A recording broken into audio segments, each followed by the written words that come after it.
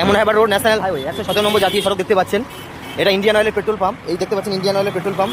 এটা main road. Main রোডের একদম পাশে এই দেখতে পাচ্ছেন একদম পাশে মেন গেট রয়েছে জোকা ওয়ান্ডার ভ্যালি প্রজেক্ট, যেটা আমাদের নতুন লঞ্চ হয়েছে। জোকা ওয়ান্ডার ভ্যালি প্রজেক্ট এই দেখতে পাচ্ছেন জোকা ওয়ান্ডার ভ্যালি প্রজেক্ট একদম মেন রোডের পাশে, ন্যাশনাল হাইওয়ের পাশে জোকা ওয়ান্ডার ভ্যালি।